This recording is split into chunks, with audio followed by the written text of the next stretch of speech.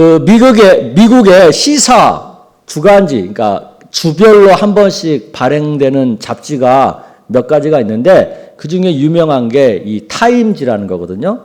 그래서 우리 옛날에, 요새는 안 그런 것 같은데 우리 옛날 대학교 다닐 때는 괜히 대학생인 거 폼 잡을 때 늘 갖고 다니는 이 잡지가 이 타임지입니다. 영어는 쥐뿔도 못하면서 하는 척 하려고 폼내는 잡지, 그 타임지인데 이 타임즈가 조사를 했어요. 무슨 조사를 했냐면 사람들이 두려워하는 것이 뭘까? 사람들이 두려움을 느끼는 것들이 뭘까? 그걸 조사를 했더니 무려 278가지나 되는 우리를 두려워하게 하는 것들이 있더라는 거예요. 몇 가지? 278가지. 굉장히 많죠. 근데 이런 것들을 이제 다 이렇게 좀 카테고리별로 크게 분류해서 보니까 크게 5가지 정도의 카테고리로 분류가 되는 그런 두려움이 있더라는 거죠. 그 첫 번째 두려움은 죽음에 대한 두려움이에요. 죽음. 우리들 중에 나는 절대 안 죽어 라고 장담하시는 사람 있어요? 없죠? 다 죽는다는 건 알아. 근데 평상시에는 죽음에 대한 두려움을 모르고 살아요. 그러다가 언제 죽음에 대한 두려움을 느껴요? 응? 이러다가 진짜 죽겠네? 이건 느낄 때. 갑자기 무슨 암을 진단을 받았다든가, 또 심각한 어떤 위험에 빠졌다든가, 그럴 때 이제, 이러다 정말 죽겠네? 할 때 죽음에 대한 두려움을 느끼는 거야. 두 번째 두려움은 실패에 대한 두려움이 있다는 거죠. 사람들은 저마다 성공을 꿈꿉니다.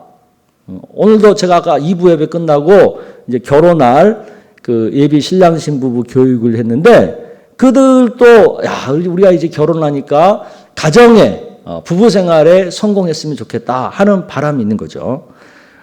아니면 사업의 성공, 자녀 양육의 성공, 나름 그런 성공을 꿈꿔요. 그래서 성공을 위해서 최선의 노력을 기울입니다. 그러다가 뭘 만나요? 이 성공하기 쉽지 않겠다. 또 그 정도만 해도 괜찮은데 실패할 것 같은. 이러다가 가게 문 닫겠네. 이러다가 직장에서 떨궈지겠네. 그리고 나름 자식농사 해본다고 노력했는데 보니까 이게 싹수가 안 보이네. 두렵죠. 실패에 대한 두려움. 세 번째 두려움은 상실에 대한 두려움이에요. 상실. 사람들은 저마다 나름대로 소중한 것들을 소유하고 있어요. 소중하게 소유하고 있는 것들이 있어요. 여러분 뭐가 그렇게 소중하세요? 소유한 것 중에? 저한테 가장 소중한 것은 저희 아내예요. 저는 우리 집사람이 가장 저한테 소중해요. 가끔 그런 생각을 해봐요. 우리 집사람이 어디 아프다 그러면 제 속으로 상상을 해봐요. 만약에 우리 집사람이 나보다 먼저 하늘나라에 가면 내가 어떻게 될까? 끔찍해요. 정말 생각하기 싫어요. 그 소중하게 생각하는 것들, 그런 것들이 내 삶을 지탱하고 있다고 생각을 하는데 그러다가 그걸 잃어버린다고 생각을 해보세요. 직장을 잃어버린다. 아내를 잃어버린다. 생각해보세요. 얼마나 두렵겠어요. 이게 상실에 대한 두려움입니다. 그 다음에 또 하나의 두려움이 뭐냐면 미지에 대한 두려움이죠. 모르는 것. 모르다 보니까 막연한 불안감이 찾아오는 것. 지금 왜 코로나가 무서워요? 이 코로나가 어떻게 우리의 삶을 만들지는 모르잖아요. 지금 이 후폭풍이 어떻게 불어올지, 이 코로나19가 만들어낸 세상이 어떻게 바뀔지 이걸 모르잖아요. 그러니까 우리가 지금 두려운 거거든요. 미지에 대한 두려움. 마지막 두려움이 또 하나 있어요. 고독에 대한 두려움입니다. 사람은요, 혼자 못 살아요. 누구랑 함께 살아야 되는 거거든요. 서로 사랑하고 서로 의지하고 서로 싸우고 그럴지라도 그러면서 사실은 서로 의지하고 사는 거거든. 그러다가 내가 홀로 된다고 생각을 해보세요. 만약에 우리 집사람이 나를 버린다고 생각해 보세요. 나와 그렇게 단짝으로 같이 지내던 친구가 어느 날 떠나버린다고 생각해 보세요. 교회에서 매일 만나던 우리들이 이번에 교회에 못 모였잖아요. 못 만났잖아요. 그러니까 얼마나 힘들었어요. 그죠? 이게 고독에 대한 두려움이거든요. 그런데 왜 이 두려움, 눈에 보이지도 않고 어떤 실체가 있지도 않은 건데, 지극히 심리적인 건데, 그런데도 이 두려움이 왜 이렇게 무서울까요? 왜냐하면 이 두려움은요, 이 두려움에 우리가 사로잡혀 버리잖아요. 그러면 이 두려움이 우리의 모든 것을 파괴해 버려요. 일단 두려움에 사로잡혀 버리면 그때부터는요, 무참하게 우리의 모든 것을 다 깨부숴 버려요, 이것이. 마치 병균이 우리 몸에 들어왔어. 근데 우리의 면역력이 병균을 몰아내면 괜찮은데 우리 면역력이 이 병균한테 져버리잖아요. 그럼 그때부터 이 병균이 우리 몸의 모든 구석구석을 다 파괴해버리잖아요. 그런 것처럼 두려움이 우리의 마음을 점령해버리면 그때부터는 여러 가지 문제가 생기는 거예요. 그 중에 첫 번째가 뭐냐면 능력을 발휘하지 못하게 돼요. 두려움이 우리의 모든 능력을 마비시켜버려요. 우리의 잠재력을 묶어버려요. 마치 술에 취해가지고 정신이 잃어버리고 길바닥에 누워 자빠져 있으면 어떻게 됩니까? 아무것도 못하잖아요. 그런 것처럼. 여러분, 개 있죠, 개. 애완견. 개도 어디 공원 같은 데 가가지고 놀다가 그 주인을 잃어버리는 경우 있잖아요. 그러면은 이 개가 두려움에 빠진답니다. 그러면 이 두려움에 빠져버리면 어떤 현상이 벌어지냐면 그 민감한 후각을 잃어버리는 거예요. 후각을 잃어버리는 거예요. 그래서 냄새로 얼마든지 찾아올 수도 있는데 못 찾아오게 된다는 거예요. 두려움의 후각이 마비돼 버렸기 때문에. 개도 그런 것처럼 사람도 그래요. 두려움에 사로잡혀 버리면 능력이 올 스톱돼 버려요. 그렇게 똑똑하던 사람도 두려움에 빠져버리면 그 똑똑한 게 의미가 없어져 버려. 그래서 두려움이 무서운 거예요. 그 다음에 또 두려움은요, 우리의 꿈을 빼앗아가 버립니다. 두려움에 빠지면 앞을 보지 못해요.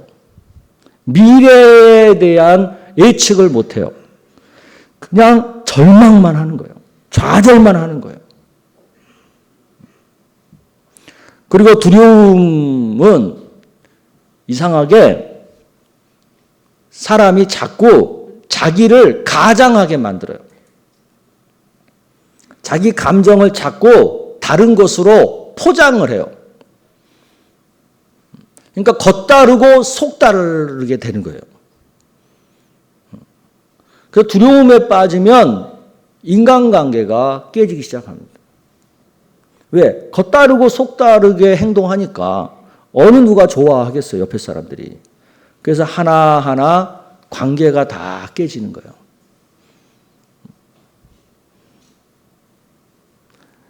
그리고 두려움은 한번 들어와서 마음에 꽈리를 틀면 이게 점점 뿌리가 깊어지고 점점 독버섯 번지듯이 번져갑니다. 그래서 우리 마음에 남아있는 긍정적인 감정들을 하나씩 하나씩 다 잡아먹어요. 파괴해요. 평안 뺏어가고 작은 기쁨도 뺏어가고 그리고 또 뭘 뺏어갑니까? 감사. 감사들을 다 뺏어가요. 그래서 철저하게 우리의 마음을 불행하게 만들어버려요. 행복이라고 하는 것은 요만큼도 못 느끼게 만들어버려요. 이래서 두려움은 무서운 거예요.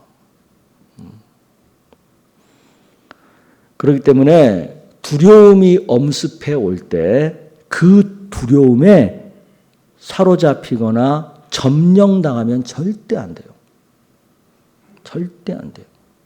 그 두려움이 찾아올 때 그 두려움을 몰아낼 줄 알아야 돼요. 근데 이 두려움은 누구나 느낀다는 거예요. 두려움 안 느끼고 사는 사람이 어디 있습니까? 하루에는 몇 번씩 두려움 느낄 수 있죠. 두려움은 느끼지만 모두가 다 그 두려움에 사로잡히거나 점령당하지는 않아요. 사람들 중에 보면 두려움을 느껴도 그 두려움을 이겨낼 줄 아는 사람이 있어요. 그 두려움을 이겨낼 줄 알면 괜찮아요. 아무리 두려움을 느껴도.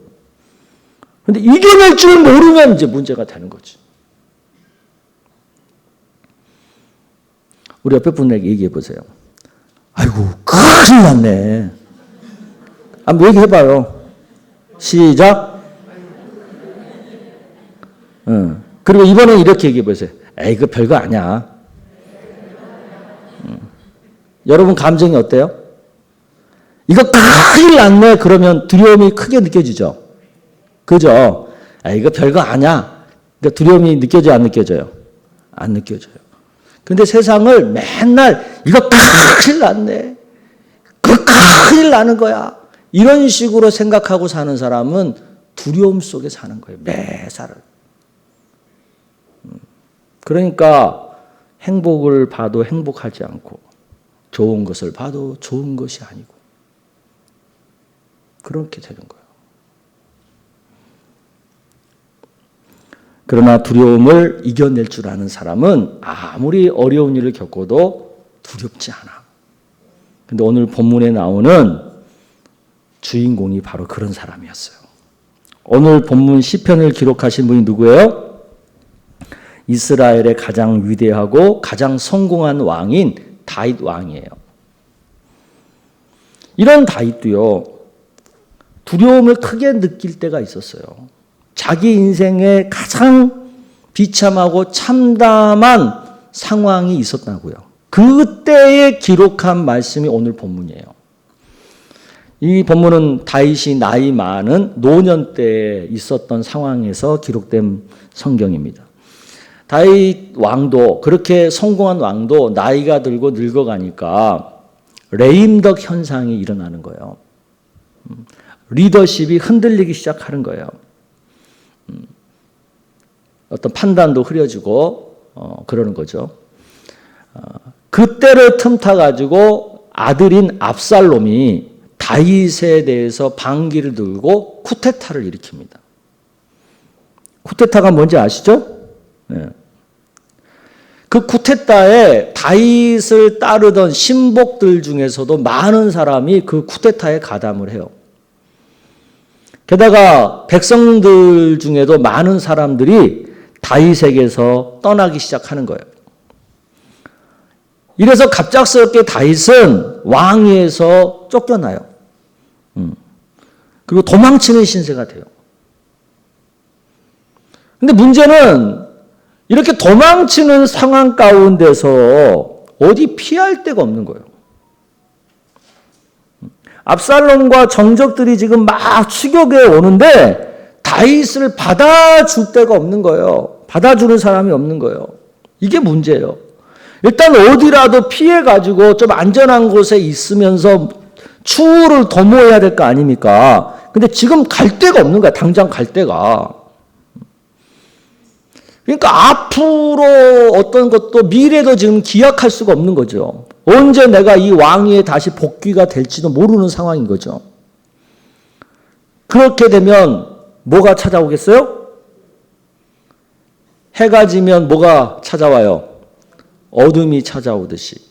상황이 이렇게 되니까 아담이란다. 다윗의 마음에 두려움이 찾아오는 거예요. 근데 지금 무서운 것은 추격해오는 아들이 무서운 게 아니라 지금 이 어두운 밤처럼 찾아오는 두려움이 무서운 거예요. 그러니까 이 두려움이랑 먼저 싸워야 되는 거야. 이 두려움과 싸워서 먼저 이겨야 되는 거예요. 그래야 지금 그 다음에 일이 지금 되는 거죠. 근데 다윗이 이 두려움을 어떻게 했어요? 본문 6절을 여러분 읽어보시기 바랍니다. 본문 6절 시작. 천만인이 나를 애워싸 진친다 하여도 나는 두려워하지 아니하리이다. 천만인이 나를 애워싸 진친다 하여도 나는 두려워하지 아니한다. 이게 무슨 얘기입니까? 나는 두려움을 이겼다. 나는 두려움과 싸워서 이겨냈다라고 하는 자기 선언인 거예요. 큰 두려움이 몰려왔지만 다윗은 그 두려움과 싸워서 이겼다는 거예요. 어떻게 이겼어요? 오늘 본문에 어떻게 이겼는지가 나와요. 어떤 방법으로 이겼는지.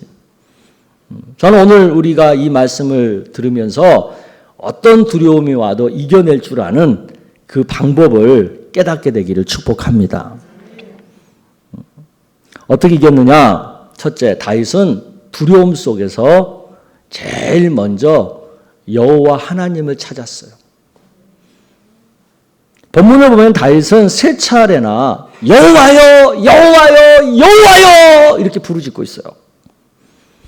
큰 두려움의 한 복판에서 제일 먼저 누구를 찾았어요? 자기 와이프를 찾았어요? 자기 신복을 찾았어요? 아니에요. 누구를 찾았어요? 여호와 하나님을 찾았어요. 이것이 다윗이 두려움을 이긴 첫 번째 비결이에요. 왜 여호와를 찾는 것이 두려움을 이기는 비법이냐? 설명해 드릴게요. 창세기 3장 8절을 여러분 보세요. 여기 보면 세상의 두려움이 맨 먼저 어떻게 찾아왔는지를 알게 돼요. 읽어보겠습니다. 시작. 그들이 그날 바람이 불 때 동산에 거니시는 여호와 하나님의 소리를 듣고 아담과 그의 아내가 여호와 하나님의 낯을 피하여 동산 나무 사이에 숨은지라. 평소에는 아담과 하와가 전혀 두려움 모르고 살았어요. 두려움이라고는 요만큼도 느껴본 적이 없이 살았어요. 그랬던 아담과 하와가 갑자기 두려움이 생겨가지고 나무 그늘에 숨게 된 거예요. 왜 그들이 갑자기 이런 일이 생겼어요? 하나님이 금하신 선악과 열매를 따먹은 거죠. 즉 죄를 짓게 된 거죠. 죄를 짓고 나자마자 그들에게 찾아온 것은 뭐냐면 두려움이 찾아온 거예요. 한 번도 그 전까지는 느껴보지 못했던 두려움이 몰려온 거예요. 이처럼 두려움은요, 하나님과의 관계가 끊어졌을 때 시작되는 나쁜 감정이에요. 인간이 범죄하고 하나님의 품을 떠나게 되면 제일 먼저 찾아온 변화가 뭐냐? 마음이 불안해지고 두려워지는 거예요. 그러므로 우리가 두려움을 느낄 때 두려움을 물리치려면 제일 먼저 뭘 해야 돼요? 하나님을 찾아야 되는 거예요. 하나님을. 하나님 앞으로 나아가야 되는 거예요. 하나님과의 관계를 먼저 개선해야 되는 거예요. 그래야 그 두려움이 떠나가요. 아멘. 민수기 14장을 보면 가나안 족속을, 가나안 땅을 정탐하고 돌아온 정탐꾼들의 보고가 나옵니다. 그 중에 여호수아와 갈렙이 보고한 내용이 9절에 기록되어 있어요. 여러분 읽어보겠습니다. 시작. 다만 여호와를 거역하지는 말라. 또 그 땅 백성을 두려워하지 말라. 그들은 우리의 먹이라. 그들의 보호자는 그들에게서 떠났고 여호와는 우리와 함께 하시느니라. 그들을 두려워하지 말라. 지금 가나안 땅에 살고 있는 사람들이 엄청 힘이 센 거예요. 근데 그들과 전쟁을 해야 되는 거예요. 그럼 무서워요, 안 무서워요? 예? 나보다 훨씬 힘센 사람이랑 내가 싸워야 된다고 생각해봐. 상대가 무서워요, 안 무서워요? 당연히 무섭죠. 그런데 남들은 다 무서워가지고 두려워가지고 저들과 못 싸워요. 그러니까 우리 가나안 땅 포기해요. 못 들어가요. 이런 보고를 하고 있는데 이 여호수아와 갈렙만은 아니야. 두려워할 것 없어. 우리는 얼마든지 저들을 상대할 수 있어. 라고 말을 하는 거예요. 그렇게 말하는 그 근거가 뭐냐는 거지. 그 근거를 이렇게 얘기하잖아요. 가나안 족속 저들에게는 없는 우리들에게만 있는 함께 하신 하나님 때문에 우리는 두려워하지 않는다는 거죠. 아멘? 두려움을 이기는 사람들의 공통적인 특징. 하나님이 나와 함께 한다는 것을 믿는 사람들이에요. 그리고 두려운 상황 속에서 상황을 보는 것이 아니라 하나님을 바라보는 사람들인 거예요. 그래서 시편 기자들이 두려울 때마다 자기들이 그 두려움을 이기면서 노래하는 노래들이 있잖아요. 시편 곳곳에 나오는데 몇 개 한번 여러분이랑 같이 읽어보려고 합니다. 시편 42편 5절을 여러분 읽어볼게요. 시작. 내 영혼아, 내가 어찌하여 낙심하며 어찌하여 내 속에서 불안해하는가? 너는 하나님께 소망을 두라. 그가 나타나 도우심으로 말미암아 내가 여전히 찬송하리로다. 시편 62편 1절 5절. 나의 영혼이 잠잠히 하나님만 바라며 나의 구원이 그에게서 나오는도다. 나의 영혼아, 잠잠히 하나님만 바라라. 무릇 나의 소망이 그로부터 나오는도다. 시편 18편 1절. 나의 힘이신 여호와여, 내가 주를 사랑하나이다. 네, 여기 보면 두려웠어요. 무서웠어요. 나를 보면, 내 능력을 보면, 내 상황을 보면 두려울 수밖에 없어요. 무서울 수밖에 없어요. 겁날 수밖에 없어요. 불안할 수밖에 없어요. 그런데 하나님을 바라보니까, 하나님을 의지하니까 그 두려움이 쫙 빠져나가는 거예요. 할렐루야. 하나님을 바라볼 때 두려움은 사라집니다. 이 은혜가 있기를 축복합니다. 두 번째, 다윗은 두려울 때 어떻게 했다는 거예요? 여호와를 믿었어요. 여호와를.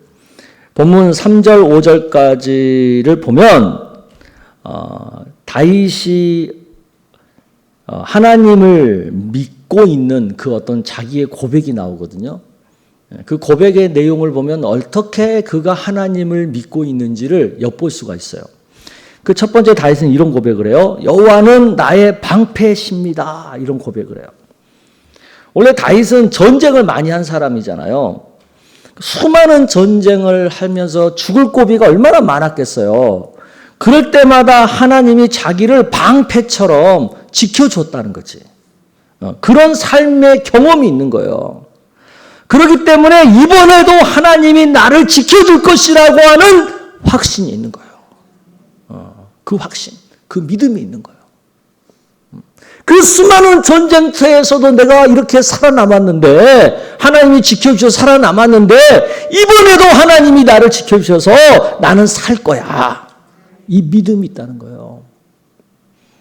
두 번째는 뭡니까? 여호와는 나의 영광이시요 나의 머리를 드시는 자다. 이런 고백이죠. 원래 다윗은 어떤 사람입니까? 귀족이었어요? 왕족이었어요? 아니에요. 양치기였어요. 목동이었어요. 그런데 하나님이 그 다윗을 들어서 왕의 자리까지 높여주셨잖아요. 그런데 지금 다윗이 어떻게 됐어요? 하나님이 높여주신 그 왕의 자리에서 쫓겨났잖아요. 그러면 대부분 사람 같으면 아이고 이제 망했네. 이제 나는 끝났네. 이럴 텐데 다윗은 뭐예요? 내가 목동일 때 나를 왕의 자리까지 높여주신 하나님인데 내가 지금 좀 왕의 자리에 쫓겨났다고 해서 나를 하나님 버리겠어? 다시 하나님은 나를 왕의 자리로 높여주실 거야. 내 머리를 다시 들게 해주실 거야. 믿음이 있는 거예요. 이 믿음이 있는 거예요.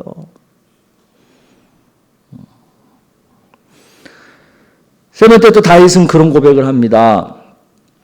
기도를 들으실 거다. 하나님이 내 기도를 들어주실 것이다.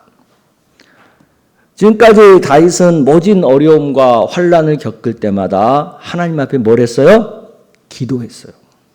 그렇게 자기가 기도할 때마다 하나님은 자기 기도를 들어주셨다고 하는 체험이 있어요. 그렇기 때문에 이번에도 내가 이런 어려운 일을 겪었지만 아들에게 구테타 당하는 이런 비참한 일을 겪었지만 내가 이렇게 하나님께 기도하면 하나님은 내 기도를 또 들어주실 거야. 믿음이 있는 거예요. 여러분 이런 믿음 있습니까? 내 기도를 하나님이 들어주신다는 믿음이 있어요? 그러면 되는 거예요. 그러면. 그리고 또 다윗은 그런 고백을 하죠. 나를 붙드실 것이다.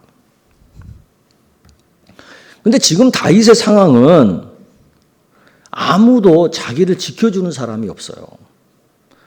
어디 집에 들어가서 잠도 못 자고 쫓겨나오면서 들판에서 제대로 된 친위병도 없는 가운데서 지난 한밤을 보낸 거예요.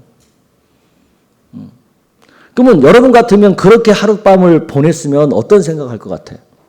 아, 나는 아무도 없구나. 나를 지켜줄 사람도 없구나. 나를 지켜줄 호위병도 없구나. 이제 나는 죽었구나. 이렇게 생각할 거예요. 근데 다윗은 뭐라 그래요? 지난밤에 친위대도 없이 나를 지켜주는 성도 없이 내가 들판에서 잤지만 하나님이 나를 지키셔서 이렇게 살려주셨잖아. 그러니 앞으로도 하나님이 나를 지켜주실 거야. 이 믿음이 있는 거예요. 이 믿음. 이런 믿음의 고백을 하니까 그 큰 산 같은 두려움이 그냥 눈 녹듯이 사르르 사라져 버리는 거예요.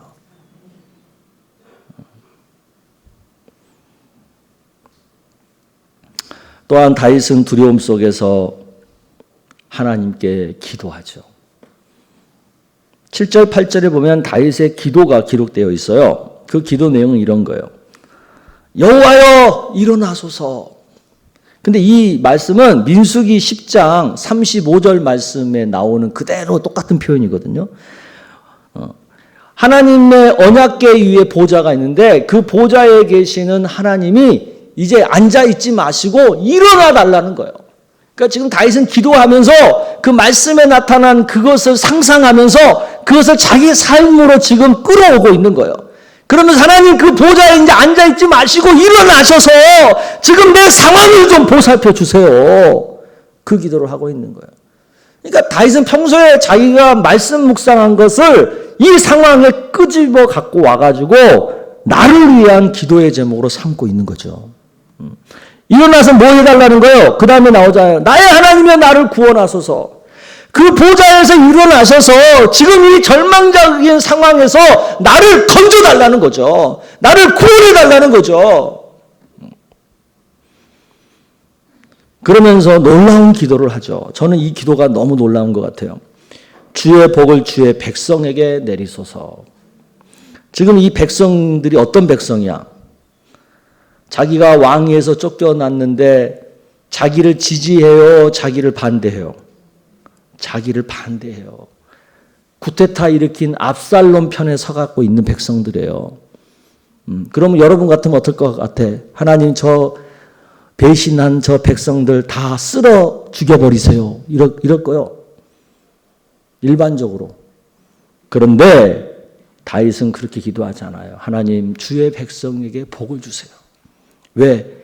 저들이 비록 나를 배반했다 할지라도 저들은 여전히 내가 다스려야 할 백성이라는 거지. 그 말은 다른 말로 말하면 나의 왕권을 축복해 주세요. 라는 뜻인 거예요. 놀라운 기도 아닙니까? 기도는 터널 같아요. 터널. 동굴과 터널이 있잖아요. 동굴과 터널의 차이점이 뭡니까? 입구는 같아요. 근데 동굴은 들어가는 입구는 분명해. 근데 나오는 출구가 분명하지 않아요. 분명하지 않아요. 근데 터널은 입구도 분명하고 출구도 분명해. 그게 차이예요. 동굴에 들어갈 때 왜 두렵냐면 출구가 분명하지 않으니까 두려운 거예요. 들어갔다가 길 잃어버리면 못 나올 것 같으니까. 근데 터널은 아니에요. 입구 들어가면 반드시 출구가 있다는 걸 아니까 두렵지 않아요. 기도는 뭐냐? 두려움에서 벗어나는 터널 같은 거예요. 비록 어둡고 답답한 가운데 굴 안으로 처음엔 들어가죠. 그러나 쭉 계속 들어가다 보면 뭐가 가까워져? 출구가 가까워져요. 그리고 터널을 지나고 나면 목적했던 곳에 더 빨리 도달해요. 많은 사람들이 기도할 때도요, 처음에 기도를 시작할 때와 기도를 마치고 나올 때가 전혀 다르다는 것을 체험하죠. 처음에는 절망감을 가지고 기도의 골방에 들어가죠. 그러나 기도를 마치고 그 골방을 나올 때는 희망을 안고 나오죠. 처음에 기도에 시작할 때는 슬픔을 안고 기도를 시작하죠. 그러나 기도를 마치고 나면 그 슬픔이 뭘로 바뀌어 있어요? 충만한 기쁨으로 바뀌어 있는 거죠. 두려움을 가지고 기도를 시작하죠. 그러나 기도를 마치고 나면 그 두려움이 아니라 이제는 용기가 충만해지죠. 이게 바로 기도라는 거예요. 아멘. 그런데 안타깝게도 많은 분들이 두려움에 시달리면서도요, 기도를 못하는 거예요. 기도를 못해요. 기도하면 되는데 기도를 못해요. 안 하는 게 아니라 못해. 이런 복음성 가사가 있잖아요. 어려운 시험 당할 때 기도했나요? 주가 함께 당하시며 능히 이기는데 기도는 우리의 안식 빛으로 인도하리. 앞이 캄캄할 때 기도하세요 이러지 않고요. 기도 잊지 마세요. 그렇게 노래하고 있어요. 여러분, 어려울 때, 두려움이 느껴질 때, 두려움이 몰려올 때 기도를 잊지 마세요. 막 걱정만 하지 말고 무서워만 하지 말고 그때 뭘 해야 돼? 기도를 해야 돼. 아멘? 그럼 우리가 이 생각을 해봐야 돼요. 아니 가만히 있다가 두려움이 확 느껴지면 가만히 있다가 갑자기 하나님 내가 믿습니다. 갑자기 하나님 내가 기도합니다. 그럴 수 있을까요? 그럴 수 있어요?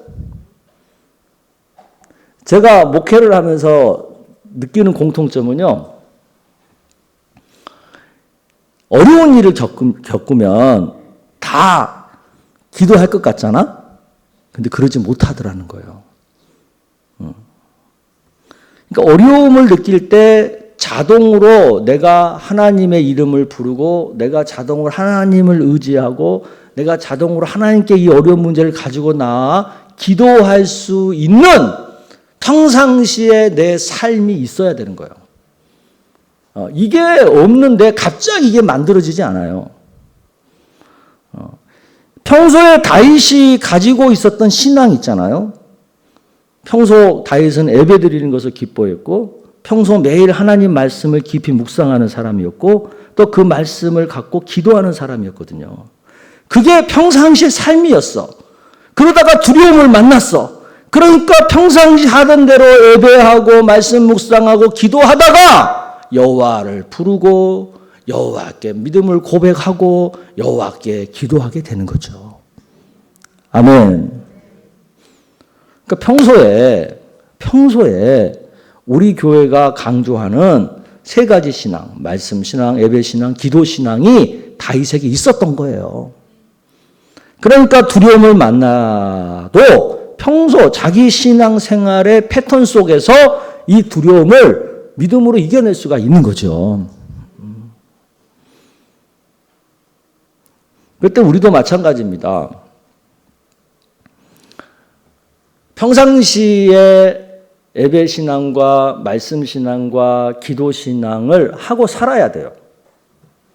그래야 이런 어려운 일을 만났을 때 그 평상시의 신앙 생활 속에서 이 문제를 가지고 하나님 앞에 나아가게 되고 기도하게 되고 믿음으로 버틸 수 있게 되는 거죠. 아멘. 지금 코로나19가 얼마나 우리를 두렵게 합니까? 전 세계인들이 벌벌 떨고 있잖아요. 그래도 저는 적어도 우리 풍성교회에서 신앙생활 제대로 하는 분들이라면 걱정하지 않아도 된다고 저는 믿습니다. 왜? 우리에게는 삼색 신앙이 있잖아. 우리에게는 12척이 있는 것이 아니라 삼색 신앙이 있어. 평상시 하던 예배 신앙, 말씀 신앙, 기도 신앙이 있어요. 이 신앙이 있으면 돼요. 이 신앙생활 가운데 예배 드리면서 하나님 찾고 말씀 묵상하면서 하나님 의지하고 믿고 그 가운데서 또 기도하고 그러면 아무리 두려움이 커도요 우리가 이 세 가지 신앙 가운데 분명하게 거해 있으면 그 두려움은 사라지게 되어 있어요. 절대 우리를 점령하지 못해요. 두려움 가운데 점령만 안 당하면 걱정할 것 없어요. 왜? 그렇게 세 가지의 신앙을 가지고 하루하루 넘어가다 보면 이것도 넘어가는 거예요. 그리고 여러 가지 위기도 넘어갈 뿐만 아니라 그 위기가 기회가 돼서 돌아오는 거예요. 그때 딱 믿음으로 그 기회를 붙들고 또 믿음으로 살다 보면 그것이 나에게 축복이 되는 거예요. 아멘. 세상 별것 아니야. 뭐 대단할 것 같지만 그러지 않아요. 지금 상황 보세요. 막 이 코로나 똑같은 코로나19인데 누구는 이것 때문에 망하고 누구는 이것 때문에 부자 되고 있어요. 지금 돈 엄청 벌고 있어요. 누구는 이것 때문에 죽고 누구는 이것 때문에 지금 오히려 막 잘 나가고 있어요. 세상이 그런 겁니다. 위기가 기회가 될 수 있고요. 얼마든지 또 위기 가운데 축복을 만날 수가 있는 거예요. 근데 그것을 어떤 사람이 만나느냐? 믿음으로 사는 사람. 하나님을 의지하고 사는 사람. 다윗이 이 아들에게 쿠데타 당했지만 나중에 돌아가요, 안 돌아가요? 왕의 자리로 돌아가잖아요. 여러분 걱정하지 마시고 이미 나에게 있는 예배신앙과 말씀신앙과 기도신앙에 충실하게 살다 보면 모든 것은 다 지나가고 또 지나가는 가운데 또 하나님께서 주신 은혜와 복이 있다는 거 믿으시기를 바랍니다.